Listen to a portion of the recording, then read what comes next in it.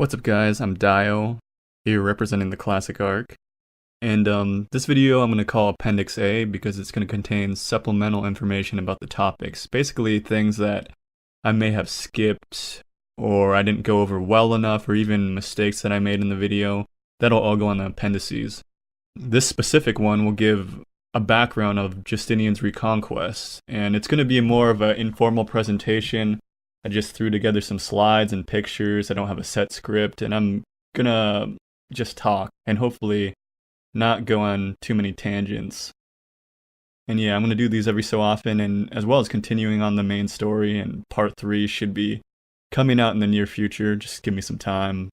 Anyway, if you haven't checked out my website, it's theclassicarc.com. That's where I put articles about the videos. I have 2 up right now. And for this video, it's just going to be kind of like Cliff Notes, bullet point. I know a lot of people don't like to read, so I'm just going to have just succinct notes so you can go down the list, boom, boom, boom, and just get all the details.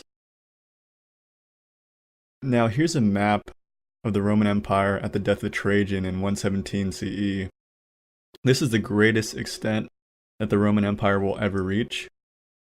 And just for context, let's look at the Roman Empire in 460. As you can see, they've lost large portions of northern Spain, southern Gaul, which is modern-day France, and of course, northern Africa to the Vandals, which we'll discuss later. Here's another map of Rome right at the fall of the empire. They've lost even more territory. They have this sliver of territory in northern Gaul, and they have pretty much just Italy and Sicily. Which brings us to the last emperor, Romulus Augustulus. So if you know anything about history, Romulus was one of the founders of Rome, he and his brother Remus. And Augustus, well, the name actually means Little Augustus, Augustulus. He was the first emperor of Rome, which makes his name kind of funny. Anyway, he ruled for roughly a year, and in September 4th, 476, he was deposed, and he was forced to retire to Campania, where apparently he lived out the rest of his life. What's kind of interesting is we don't really know what happened to him after. Apparently, he lived out the rest of his life peacefully. But if you think about it, in 476, when he was deposed, he was about 16 years old. And in 535, when Belisarius landed in Sicily, that would have put him at 75 or 76 years old. So what if he actually lived that long to see the reconquest? Just something to think about. So now let's talk about the man who deposed Romulus Augustulus. He goes by the name of Auda. He was a Germanic barbarian leader, and by barbarian I just mean someone who's not Roman. He ruled as king in Italy from 476 to 493, and even the Emperor Zeno acknowledged him as patrician. By the way, Zeno was the emperor in the east at the time. Zeno also had a man named Julius Nepos, which he really thought should be the new emperor in the west, but he really didn't have the authority militarily to push this claim, so he just kind of sat there and had to accept that Odoacer was effectively the king in the west. And this was a very not Roman thing to do. I mean, the Romans hated the word king. By the way, king in Latin is rex. And ever since Republican times, when they chased out Tarquinius Superbus, who was the last Roman king, a common way to slander your enemy politically would just be to say, oh, he wants to be king. Now what happened after Odoacer became king? Well, things continued pretty much as normally. The Roman people didn't cease to become Roman. They continued to speak Latin. Administration ran somewhat in the same way, and the Senate was still intact. There's just a thin layer of Germanic rulers above who pretty much called the shots. Now is a good opportunity to talk about the Germanic people who inhabited Western Europe. And by Germanic, I don't necessarily mean German. I mean someone who spoke a language that's related to modern-day German, English, Swedish, or Dutch. Actually, the Romans had been in contact with Germanic-speaking people ever since the days of the Republic. Some notable names are the Cimbri and the Teutones, although there's some debate if they were actually Germanic people or if they were Celtic. It's not quite certain what they were. But anyway, certainly Germanic speakers began migrating in greater and greater numbers, especially in the late Empire. The Germanic people began to dominate the region, and they even infiltrated the Roman bureaucracy. For example, the generals Aetius and Stilicho, who fought for the Roman Empire, were actually of Germanic origin. As you can see here, this is a map of the political situation before the Reconquest. You can see the Franks and Gaul, the Burgundians, the Visigoths and Ostrogoths, who there wasn't a huge difference between the people themselves. They both spoke the Gothic language, which was the Eastern Germanic language, and then you had the Vandals in North Africa. Now, as you saw, Italy was under the control of the Ostrogoths, or the Eastern Goths, before the campaigns of Justinian. And the first king of the Ostrogoths in Italy was a man by the name of Theodoric the Great, or Theodoric the Amal. At the age of 8, he became a hostage in Constantinople, and he was there for 10 years. After his release, he became like the most powerful warlord in the Balkan region. He was seen as kind of an ally and possible threat to the Emperor Zeno. So Zeno encouraged Theodoric to attack Odoacer, who he hated, and Theodoric agreed and went to Italy. He fought Odoacer, and he defeated him many times in battle, but the Goths were unable to take Ravenna, so they both agreed that Odoacer and Theodoric would share Ravenna. Theodoric later found out that Odoacer was plotting against him, so what he did was he invited Odoacer to feast, and Theodoric killed him with his own hands. After that, Theodoric became king of all of Italy, and he never would assume the title of emperor. In fact, no one in the West would ever assume that title until Charlemagne on Christmas Day of 800 AD. Generally, Theodoric was thought of as a moderate ruler. He kept the Roman laws, his subjects mostly admired him. The really only black stain on his record was that he had the philosopher Boethius and his father-in-law Symmachus executed towards the end of his reign. And in fact, he died soon after in 526. Some claim his death was actually caused by his regret for putting Boethius and Symmachus to death. Here's a family tree of the Amali, or the House of Amal. That's Theodoric's dynasty. And I have the kings bolded here. If you watch part 1 and part 2, you'll recognize Witigis and Theodahad. More on them later. But as you can see, Theodoric didn't have a son, but he did have a daughter named Amalasuntha. You'll also recognize from the video, I made a mistake saying that Amalasuntha was married to Theodahad. Well, actually, they were cousins, and she made Theodahad her partner on the throne, not her. She didn't actually marry him. She did marry a man named Eutharic, who was a Gothic prince, and they had a son named Athalaric. Unfortunately, Eutharic died before Theodoric in 522, which means he never became king. And in 526, when Theodoric does die, that leaves Athalaric as the sole king at the age of 8. Athalaric didn't really last long. He died 8 years later in 534 at the age of 16 after a heavy drinking bout, which leaves Theodahad as king. Now let's take a moment to talk about Theodahad's background. He was a man well versed in Latin literature and the teachings of Plato, which was not very common among the Goths. He also had amassed a huge fortune by seizing almost all the land in Tuscany, and he used questionable methods to do this. And actually, we have a couple letters of Theodoric to Theodahad where he's basically asking, like, why did he take these lands? Please give them back to their rightful owners. Theodahad and Amalasuntha did not get along. As you recall, they're partners on the throne. And eventually Theodahad has her imprisoned, and she's murdered shortly after in April of 535. Now, it's not exactly clear who is responsible for this murder, but Procopius tells us that the empress, who was married to Justinian, Theodora, wanted her dead.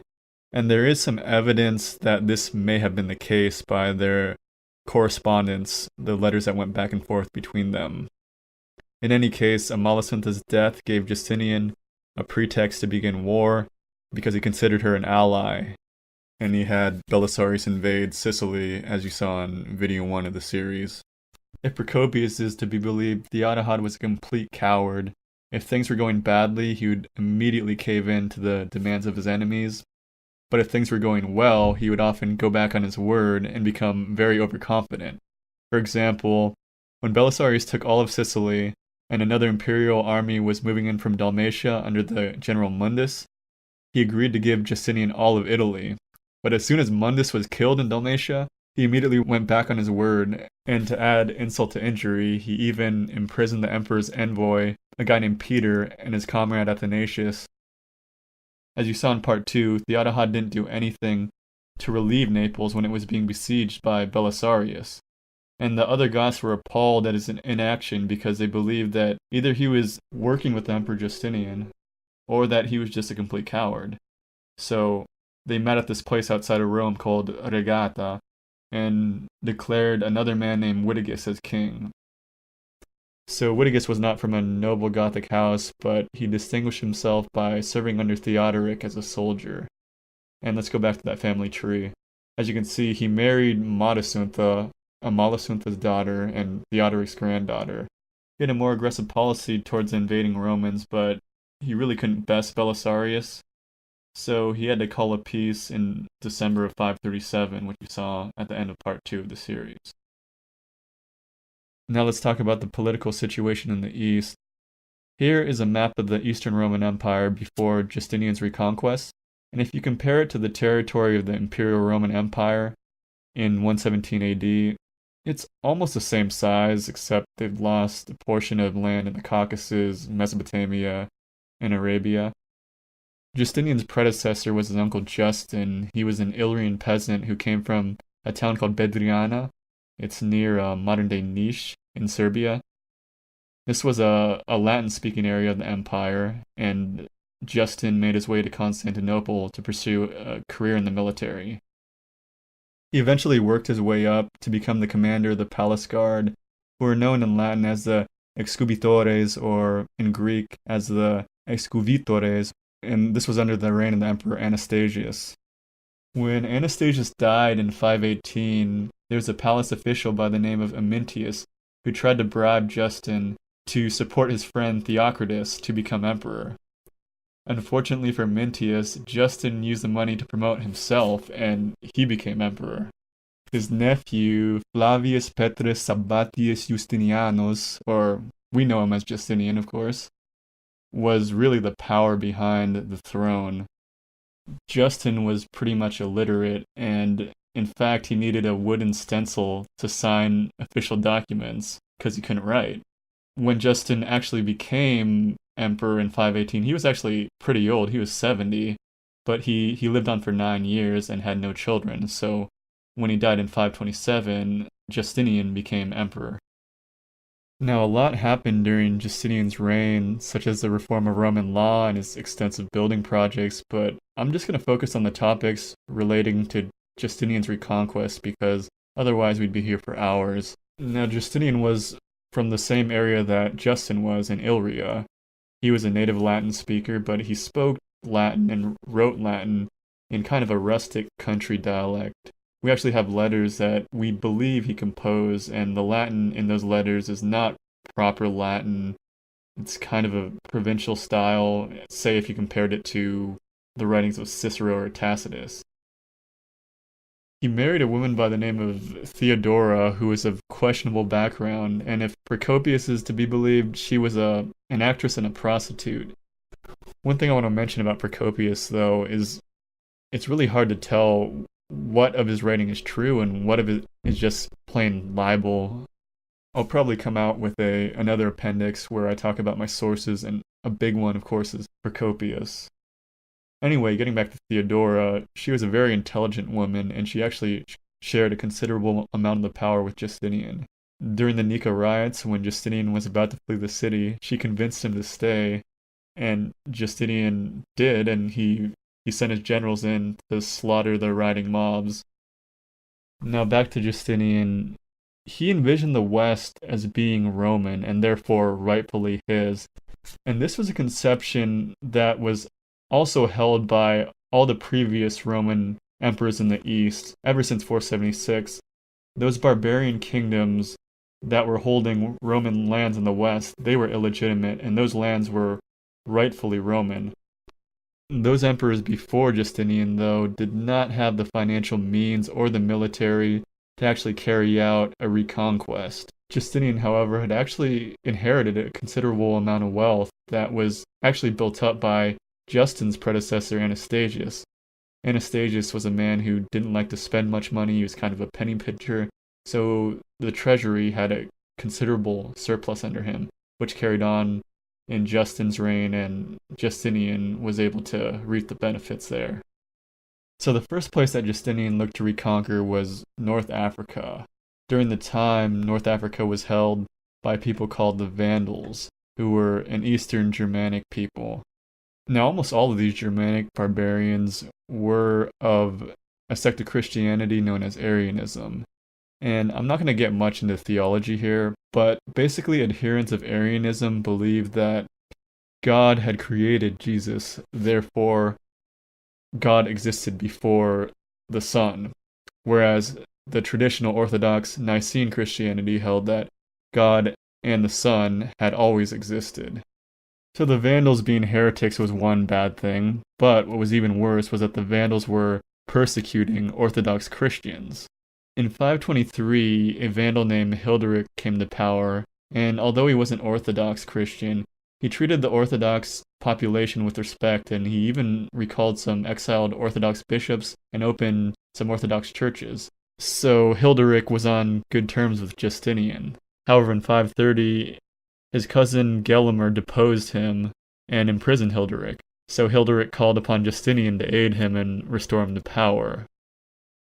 Justinian responds by sending his general Flavius Belisarius to North Africa. And of course, we all know Belisarius. We've been talking about him since part 1 of the series. I'm not going to go into much detail about the Vandal campaign. You can find other videos that cover the topic. For example, there's one by Reply History and one by Kings and Generals. But the short of it was Belisarius was able to defeat Gelimer at the Battle of Ad Decimum in 533 and thus defeat the Vandals and retake North Africa. Let's talk about his background a little bit. Belisarius was from an area of the empire that is currently in modern-day Bulgaria. He was of either Illyrian or Germanic ethnicity, and he really came to prominence when he won the Battle of Dara in 530 against the Sasanian Persians. So because of all of his military accomplishments, he was the one that was chosen to lead the reconquest of the West. And after the defeat of the Vandals, he's sent to Sicily, and that's where part 1 of the series begins. And I think that's where we're going to end this video because it's getting kind of long. But if you like the video, give it a thumbs up. Stay tuned for the rest of my series, Italian Campaign of Justinian, and check out my website, www.theclassicart.com.